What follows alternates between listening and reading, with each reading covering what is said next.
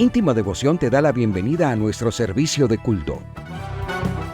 Desde Medellín transmitimos en simultánea con nuestras iglesias en el oriente antioqueño, Turbo, Cereté, Maicao, Colombia y todo el mundo.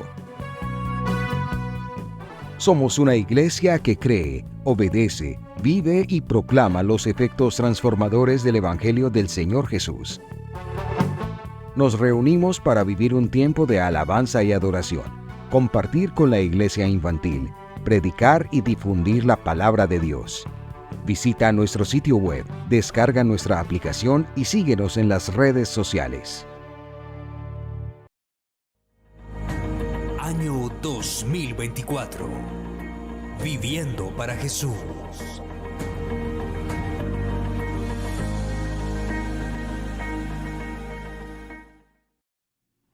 Capítulo 5 de la Epístola del Apóstol Santiago. Epístola del Apóstol Santiago, capítulo 5. Vamos a leer el versículo 5. Recordando que el apóstol Santiago fue el primer pastor que hubo en Jerusalén y que fue hermano medio del Señor Jesucristo. Santiago o Jacobo, capítulo 5, versículo 5. Él vino a recibir al Señor Jesús y reconocerlo como Dios hecho hombre después de que el Señor resucitó. ¿Lo tienen, mis amados hermanos? Y leemos todos. Lean conmigo, por favor. Ustedes han llevado en este mundo una vida de lujo y de placer desenfrenado. Lo que han hecho es engordar para el día de la matanza. Amén, amén. Pastor, por favor. Al acercarnos esta noche a tu palabra, Señor, nosotros nos humillamos ante ti. Queremos pedirte, Señor, que esta noche tu palabra traiga sobre nosotros vida nueva. Que cualquier manera de pensar en la que nosotros hemos centrado nuestra mente para creer que la riqueza y el dinero son el objeto por el cual debemos vivir, esta noche sea derrumbado como argumento de nuestra mente y de nuestro corazón. Que cualquier frustración por causa del no tener desaparezca esta noche en nuestra vida y que, contrario a eso, en nosotros haya una gratitud inmensa por lo que tenemos, Señor. Permítenos escuchar tu voz y permítenos adorarte con nuestra manera de pensar, pero también con nuestra manera de actuar después de escuchar esta palabra. Rogamos por nuestro pastor, permite que tus palabras en sus labios sean vida. Y te pedimos, Señor, que nos des un corazón humilde y sensato esta noche para escuchar tu palabra, pero además para guardarla y retenerla, y además para ponerla en práctica. Te adoramos, precioso Hijo de Dios, Rey de reyes y Señor de señores, por tu palabra, por tu justicia, por tu fidelidad. A ti, mi Padre Celestial, en el precioso nombre del Señor Jesús y en el poder de tu Espíritu Santo. Amén, amén y amén. Amén. Siéntense, mis amados hermanos. He venido compartiendo con ustedes durante las últimas quincenas este tema sobre los pecados del materialismo, y tomada como base esta escritura del apóstol Santiago, vimos el peligro de las riquezas, pero también vimos como primer pecado hace un mes largo. ¿Cuál fue el primer pecado del materialismo? ¿La qué? La acumulación, que es muy distinto al ahorro, es muy distinto al ahorro. Quien ahorra lo hace con el fin de disfrutar después. Quien acumula, lo único que está evidenciando es que tiene desconfianza en lo que va a pasar y que finalmente no va a disfrutar lo que ha acumulado. Luego vimos el segundo pecado, la defraudación o estafa. Segundo pecado del materialismo. en esta noche, con el favor de Dios, me permito compartirles el tercer pecado del materialismo y es el placer desenfrenado. El placer desenfrenado. Y en el versículo 5 que acabamos de leer de esta epístola, el apóstol Santiago nos está diciendo: ustedes han llevado en este mundo una vida de lujo y de placer desenfrenado. Y dígame quién que haya sobreabundado en dinero no se ha sentido tentado a darse la vida. ¿No han notado ustedes que hoy últimamente muchos matrimonios se han ido al traste? ¿Sabe por qué? Porque después de varios años de casados dicen: es que yo no me he dado la vida, yo no he tenido placer, y abandonan a sus cónyuges, abandonan sus hogares, abandonan a sus hijos. Pero también sé de muchas personas que vinieron de menos a mal, consiguieron dinero y cayeron en la trampa del placer y del desenfreno. En muchos casos, sin ninguna advertencia, llegaron a la ruina. Santiago, ¿qué está diciendo aquí? Está hablando de unas personas que vivían llenas de lujo y que si no tenían lujos estaban en una profunda depresión, caían en la ansiedad y muchos inclusive terminaron en el suicidio.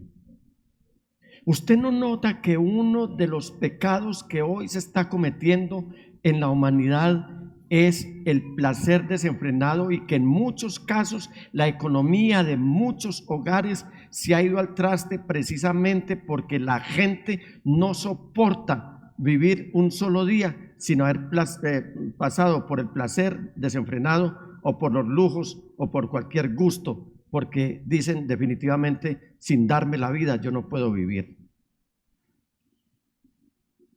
Conocí un hombre que era el gerente, el presidente de una aerolínea que algunos de ustedes conocen, que se llamó ACES. ¿Recuerdan la aerolínea ACES?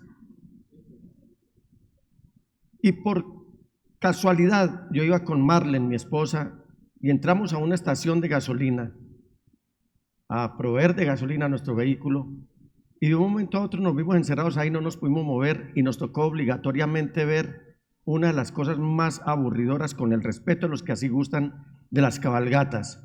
Una cabalgata es lo más aburridor que hay. Entonces vea pasar caballos y caballos, los binomios, caballo y jinete.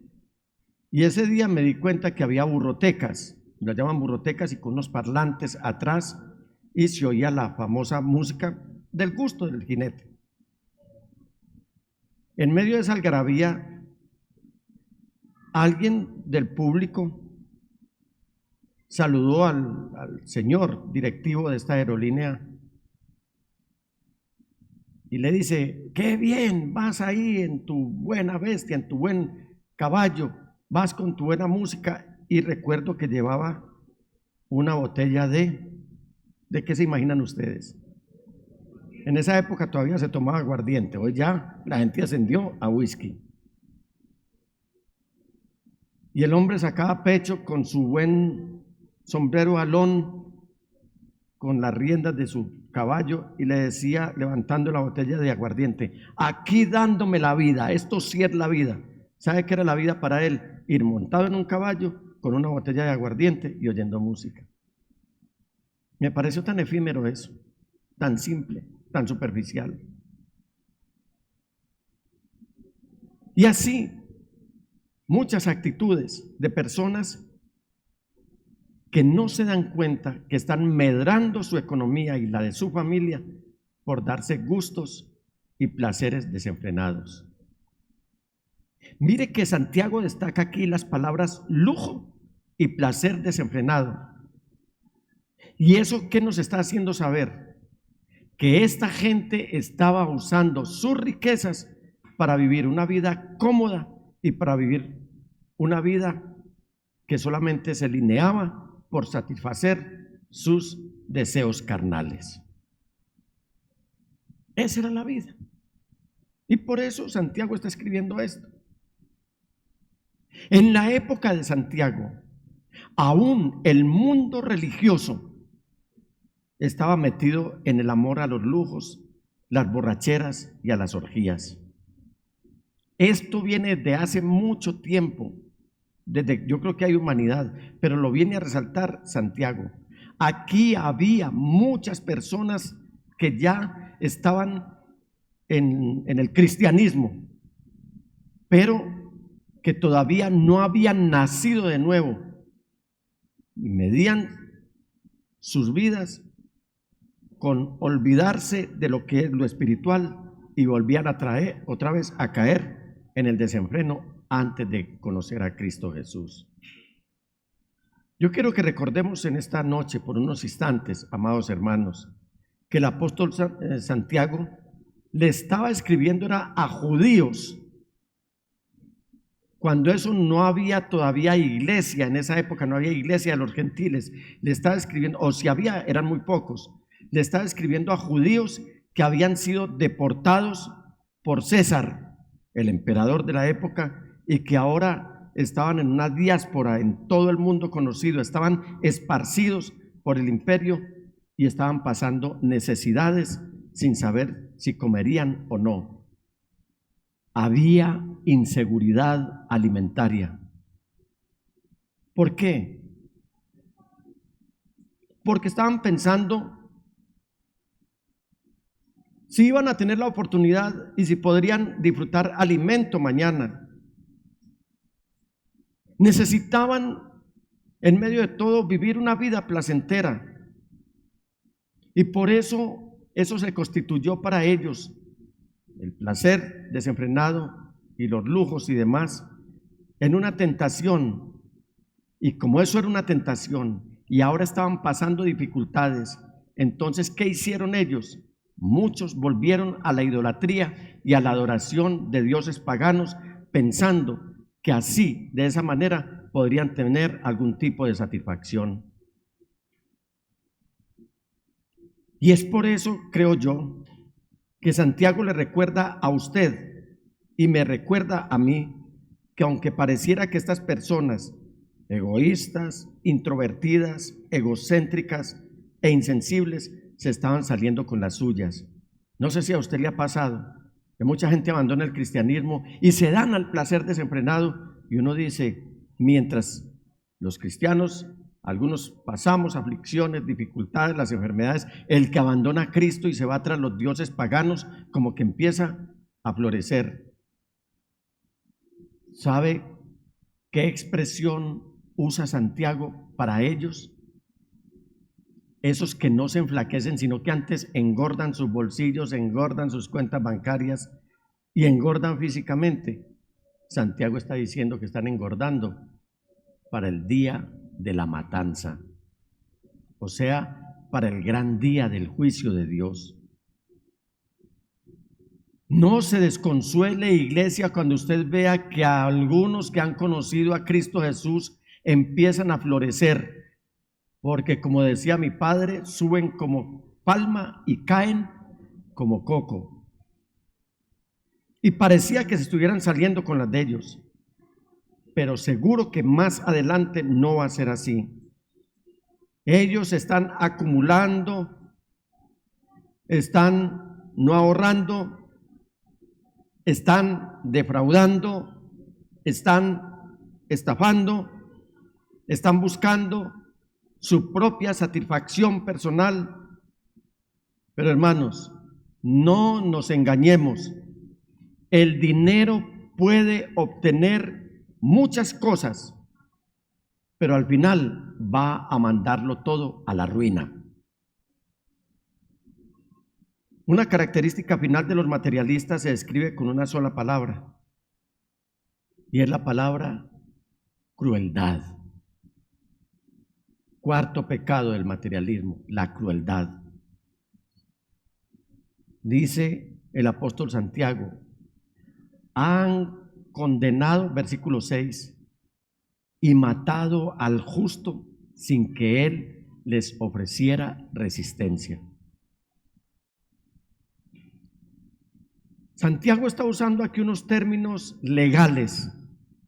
No sé qué tanto él conocería de leyes, pero él está usando aquí unos términos legales.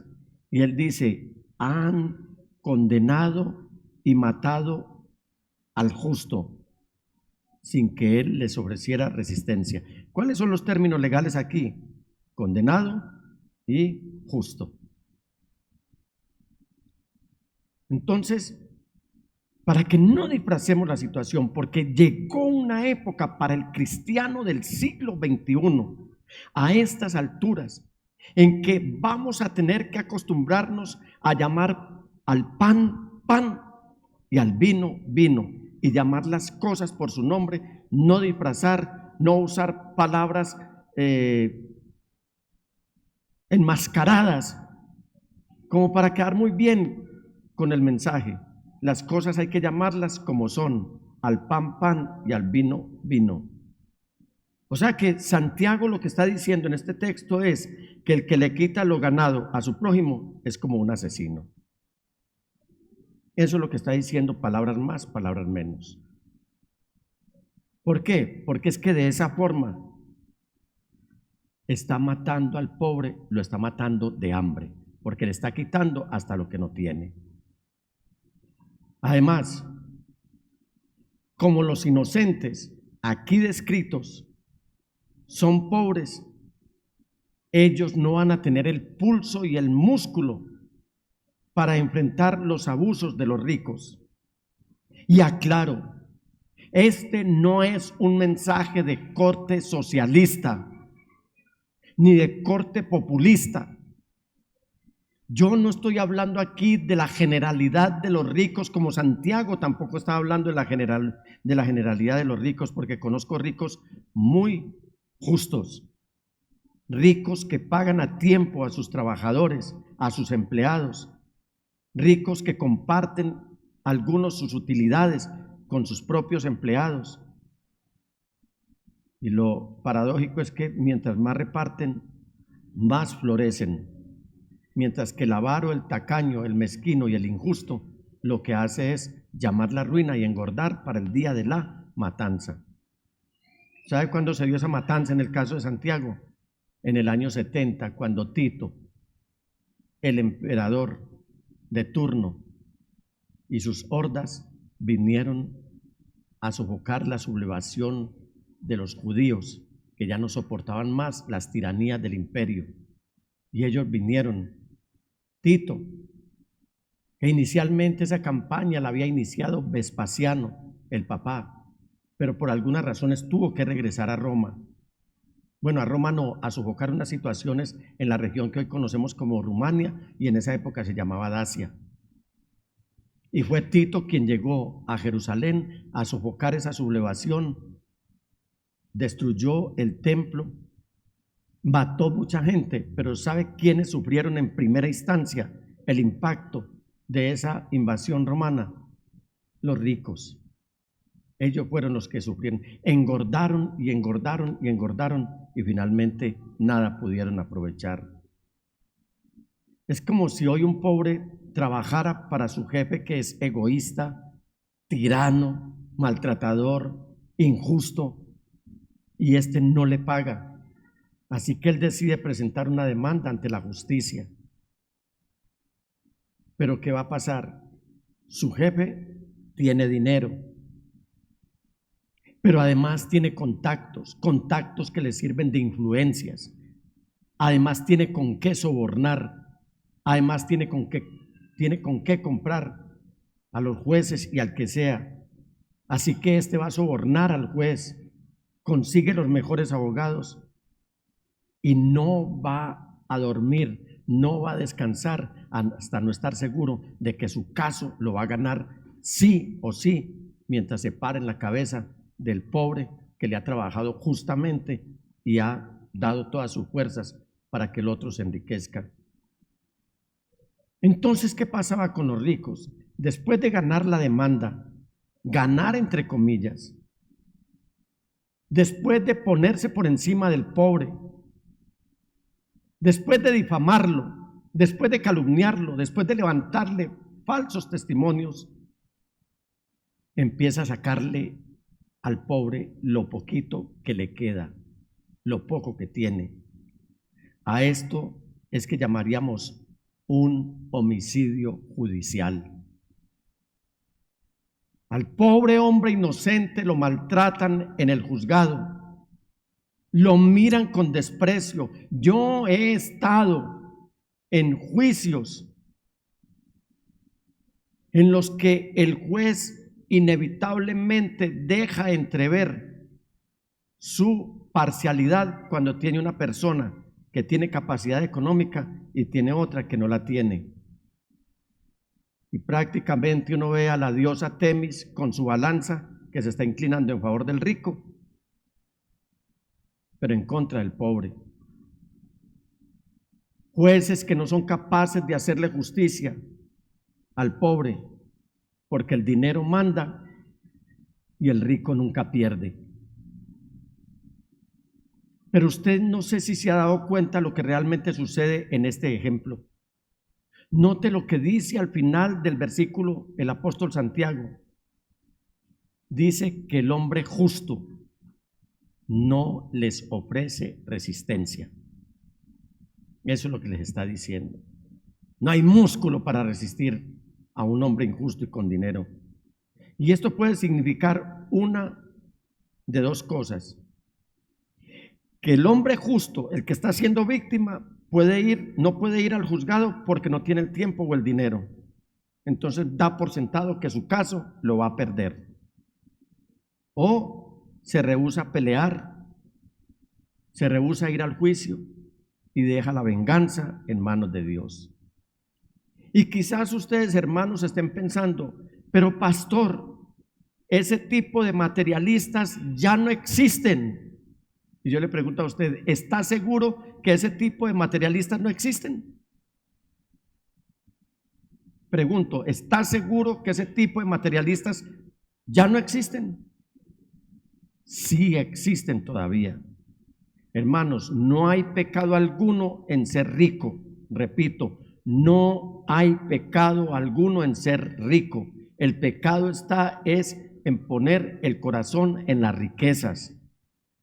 Porque raíz o base u origen de todos los males es el amor al dinero, nunca el dinero, porque el dinero como amo es muy malo y como esclavo es bueno. Entonces, el pecado entre los ricos se debe a la manera en que adquirieron la riqueza. Ese es el pecado. A uno le presentan documentales en los que nos hablan de personalidades de la raza antioqueña, hombres que fueron donantes de grandes caudales para hospitales, para catedrales, para obras sociales y para muchas otras cosas más. Y uno dice, ¿de dónde sacaban tanto capital? En su momento eran los explotadores de las minas que explotaban a sus trabajadores. Luego vinieron empresarios injustos. Luego vinieron los que se enriquecieron con los dineros ilícitos. ¿A costa de qué? De la sangre y de la injusticia. Entonces sanaban sus heridas haciendo donaciones a raudales, creyendo que las obras los iban a hacer salvos y los iban a redimir de sus pecados horrendos cometidos a través de las injusticias sociales. Nosotros no creemos que las obras salvan. Nosotros hacemos obras porque somos salvos. De ahí que quien quiera sobornar a Dios haciendo donaciones injustas, sin vivir una vida de justicia delante de Dios, está perdiendo el tiempo.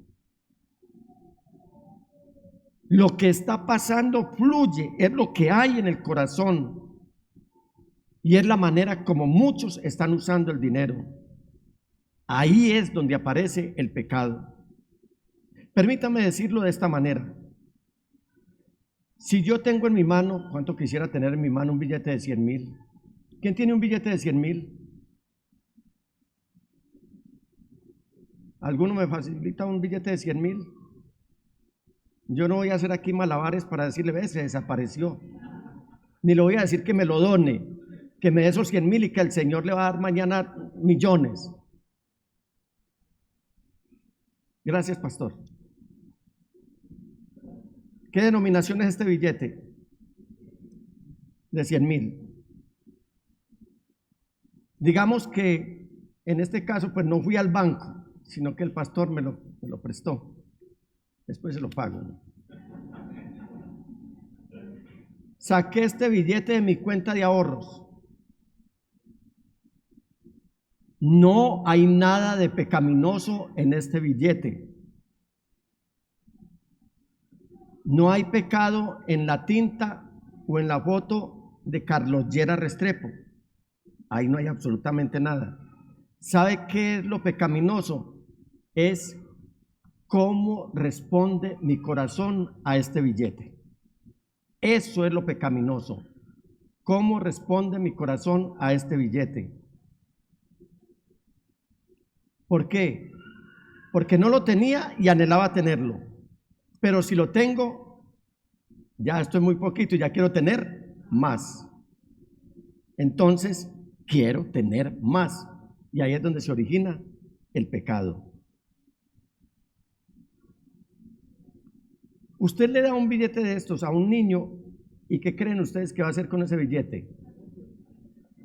A un niño ya pues como con conocimiento. Lo primero, Susana, si yo le doy este billete a usted, ¿en qué piensa? Sea sincera. ¿Qué piensa? ¿Ir a dónde? Ir al almacén. A un almacén y comprar peluches. Entonces, ¿qué está pensando ella? Lo primero que está pensando es cómo gastarlo. Y no solamente los niños. Conozco muchos adultos que obran así. Pastor, muchas gracias. ¿Cómo gastarlo? Algo mucho más peligroso. Si mi vida y mis pensamientos están cautivados por ese billete. Y lo otro, Susana, si yo le doy este billete a usted, usted estaría en capacidad de decir, no voy a gastar nada, sino que lo voy a repartir entre todos mis amiguitos. No, ¿cierto? No. Alguien podría levantar la mano de los adultos. Hice uso de la inocencia de un niño. Pero si usted tiene unos billeticos, seamos sinceros, ¿usted estaría dispuesto a decirle a la gente, me hacen una fila aquí, que voy a repartir esta plata así de buenas a primeras? Vea, no nos digamos mentiras. Amados hermanos, el pecado no está en el papel. La fuente para pecar está en mi corazón. El billete solo es la carnada en un anzuelo y el enemigo de nuestras almas quiere pescarnos con esa carnada. ¿Sabe por qué lo digo? Porque si así no fuera, mucha gente no estaría prisionera de lo que es querer ganar los dineros ilícitos.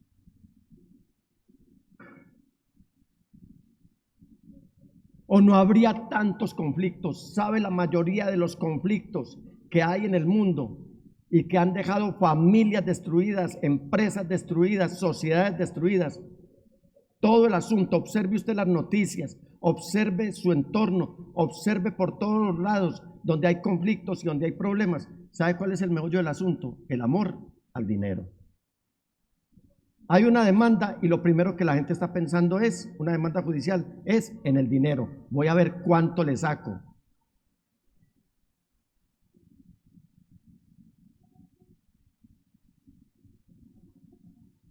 Tengan mucho cuidado, hermanos, cuando alguien les pida el favor de que les presten sus cuentas bancarias para hacer transacciones.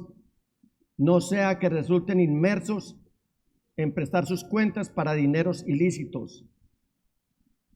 Yo vi en el sector de Laureles, lo vi con mis propios ojos, como en un operativo de la policía de civil estaban esperando a las afueras de un consultorio. No sabía de qué se trataba y yo estaba en mi vehículo. De pronto miré que salía un joven con un paquete en la mano, inmediatamente lo capturaron. Ese joven lloraba, era un taxista. Él lloraba y decía: yo simplemente fui contratado para venir a recoger una encomienda. Es un servicio de taxi. El hombre lloraba, el hombre explicaba y le dijeron: usted queda capturado por extorsión. Si alguien le dice a usted: lléveme este paquetico, por muy conocido que usted sea, si usted no sabe qué es el paquetico, ni de dónde viene, ni para dónde va, no lo haga. No sea prisionero del amor al dinero.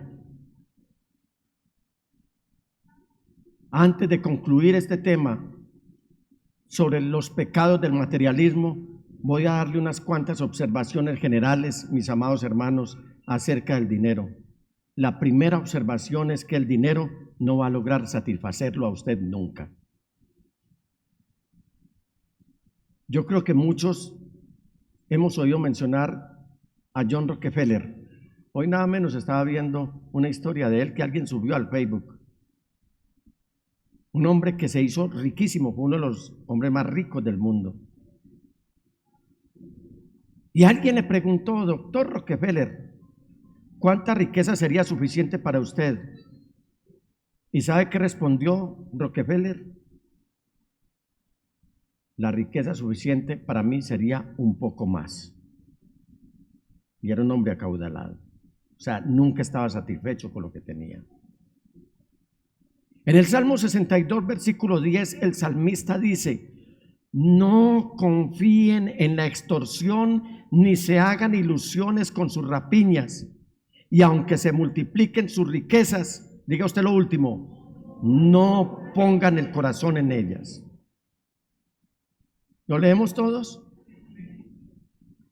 No confíen en la extorsión, ni se hagan ilusiones con sus rapiñas. Y aunque se multipliquen sus riquezas, no pongan el corazón en ellas.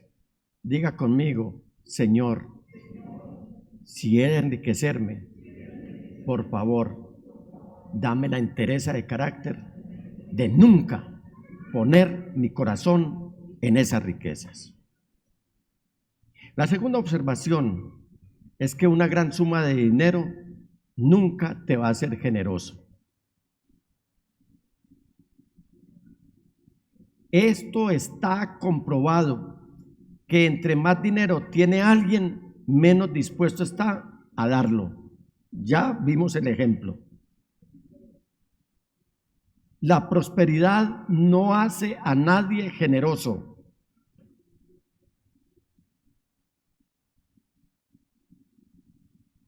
Le oí una vez a un hermano en la congregación que se trasladó luego al exterior a vivir. Bueno, era ciudadano americano. Y en estos ministerios de fe, que somos la mayoría de las iglesias, pastores transparentes, pastores honestos, que manejamos con supervisión los dineros que ustedes aportan, que traen como donaciones. A veces nos vemos limitados para cumplir con nuestros compromisos. No me tomen esto como un comentario transversal a lo que estoy diciendo. Lo estoy diciendo es porque voy a tomar esto como ilustración. Y un hombre me decía: ay, pastor, mire, si yo tuviera dinero, inclusive he tenido la tentación de jugar la lotería más grande del país, que se llama... Así saben. Yo compraría un templo para la iglesia.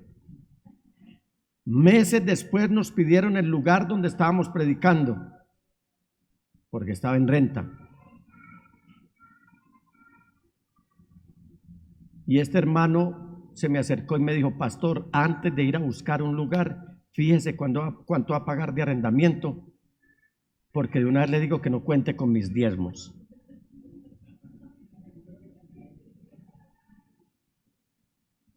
Usted sabe de qué estoy hablando, pastor. ¿De quién estoy hablando? Esa expresión le ha pesado hasta el día de hoy a este hermano, y cada que viene a Colombia me busca, me ha llamado desde el exterior. Y aunque tenemos otro tipo de conversaciones, él me dice: pastor, día y noche me martilla ese acto de humillación que yo tuve con usted.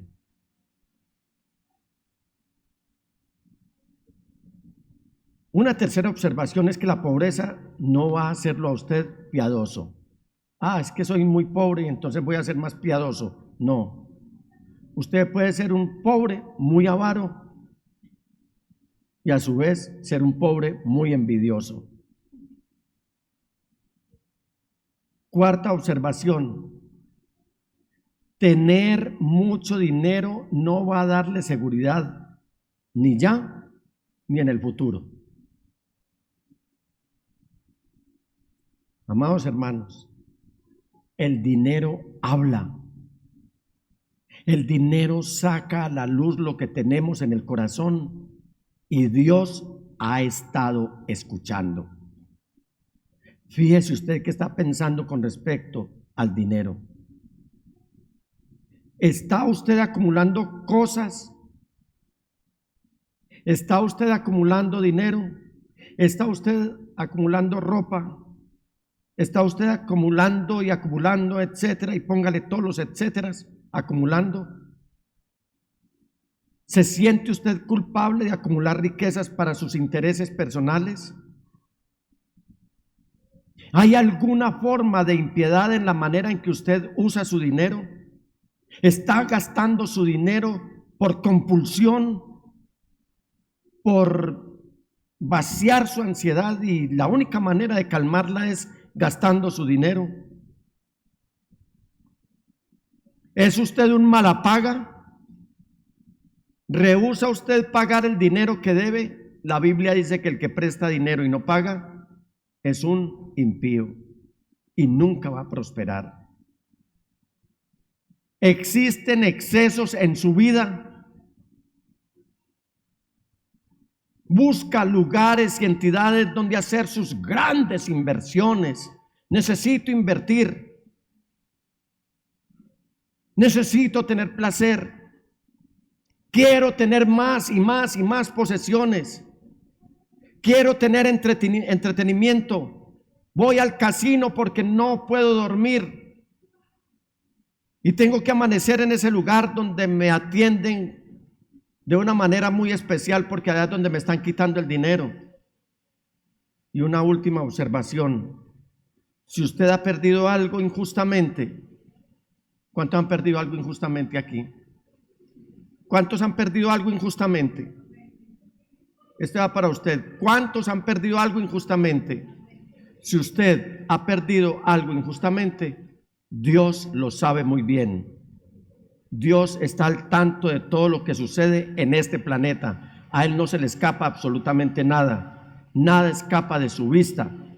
Y Santiago nos está diciendo que Dios lo sabe todo y de eso tenemos nosotros convicción. Y Dios va a responderle a usted con justicia y Él va a vengar la maldad que le han hecho a usted al quitarle injustamente lo poco o lo mucho que usted tenía.